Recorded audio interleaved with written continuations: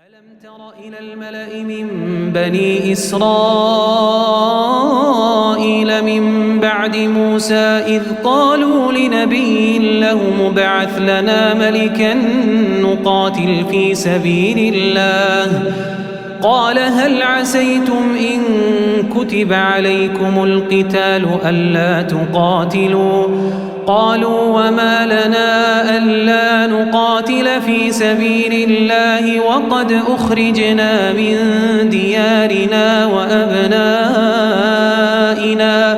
فلما كتب عليهم القتال تولوا إلا قليلا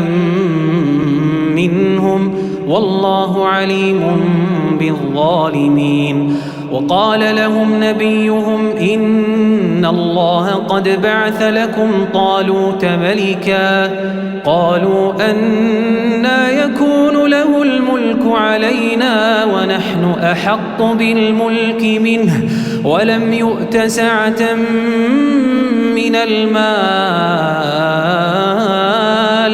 قال إن الله اصطفاه عليكم وزاده بسطة في العلم والجسم والله يؤتي ملكه من يشاء والله واسع عليم وقال لهم نبيهم إن آية ملكه أن يأتيكم التابوت فيه سكينة من ربكم وبقية مما ترك آل موسى وآل هارون تحمله الملائكة إن في ذلك لآية لكم إن كنتم مؤمنين فلما فصل طالوت بالجنود قال إن الله مبتليكم بنهر فمن شرب منه فليس مني ومن لم يطعمه فإنه مني إلا من اغترف غرفة بيده فشربوا منه إلا قليلا منهم فلما جاوزه هو والذين آمنوا معه قالوا لا طاقة لنا اليوم بجالوت وجنوده قال الذين يظنون أنهم ملاقوا الله كم من فئة قليلة غلبت فئة كثيرة كم من فئة قليلة غلبت فئة كثيرة بإذن الله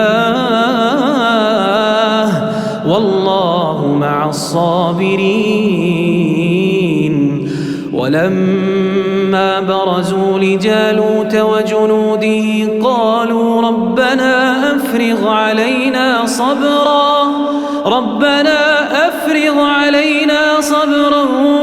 وثبت أقدامنا وانصرنا على القوم الكافرين فهزموهم بإذن الله وقتل داود جالوت وآتاه الله الملك والحكمة وعلمه مما يشاء ولولا دفع الله الناس بعضهم ببعض لفسدت الأرض ولكن الله ذو فضل على العالمين تلك آيات الله نتلوها عليك بالحق وإنك لمن المرسلين